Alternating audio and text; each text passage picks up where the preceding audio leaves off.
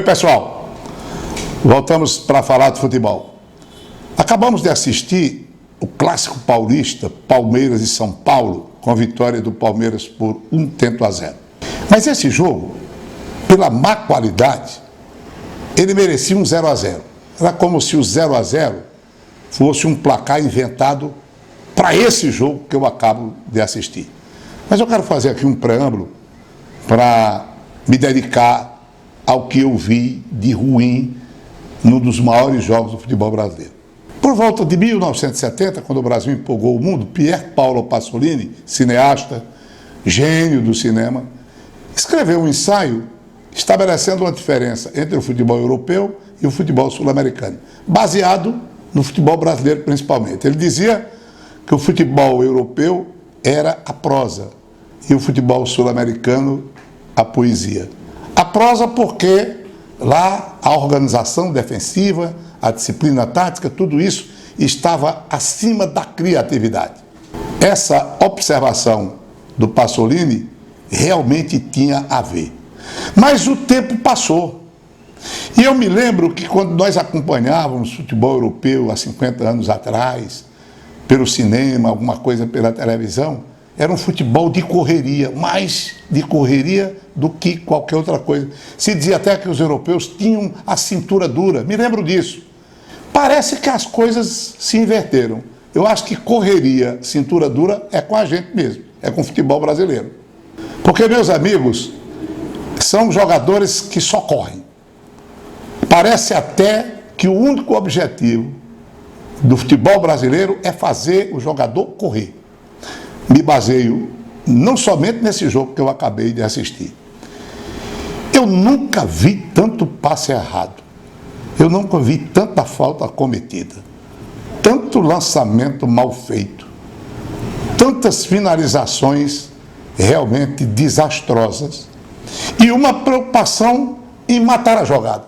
Só isso. Até parece que houve antes do jogo uma convenção entre as duas equipes. Cada erro meu vai equivaler a um erro seu. E eu fiquei ali friamente observando o jogo. Quem está na arquibancada, naturalmente que depois de sorver uma cervejinha, uma bebidinha, comemora, vibra, até com o que não deve. Mas para quem está sentado na poltrona assistindo, é uma coisa realmente lamentável. O treinador Filipão do Palmeiras reclamou, ele reclama até do custo de vida. Mas teve um momento que ele sentou no banco e ficou olhando o jogo desalentado.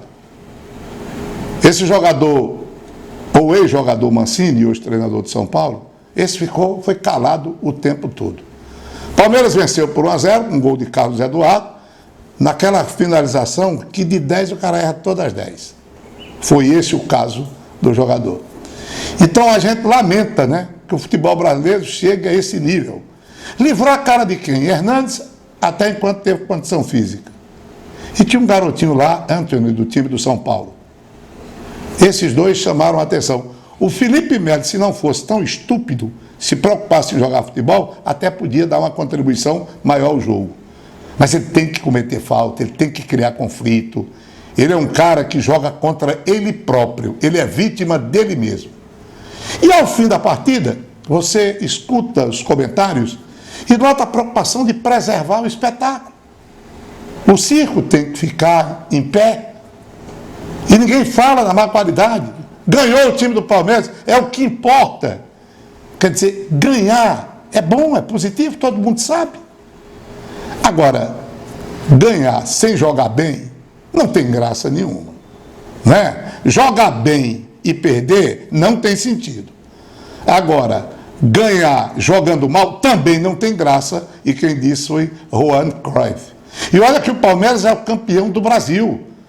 E o time do São Paulo fez um bocado de contratação, todas muito caras. Mas esse jogo, eu vou contar para os senhores. Houve momentos em que a gente teve, assim, a impressão de uma paralisação cerebral momentânea diante de tanta mediocridade. A gente comenta não pelo fato de querer criticar, a gente comenta em termos de desalento, né? Porque o futebol brasileiro já foi realmente gostoso de se ver. enquanto não houver uma reforma que não é tão simples assim como muitos apregoam, nós vamos ficar aí culpando os treinadores, os jogadores, isso e aquilo. E, na verdade, ninguém vai ferir a questão de forma mais séria. Era esse o recado que eu tinha depois de assistir dos grandes jogos do futebol paulista, de um São Paulo campeão do mundo, de tantos craques, né? Do Palmeiras, que já foi a academia do Parque Antártico no tempo do Firpo Nunes. Parece que disso está restando coisa nenhuma, né?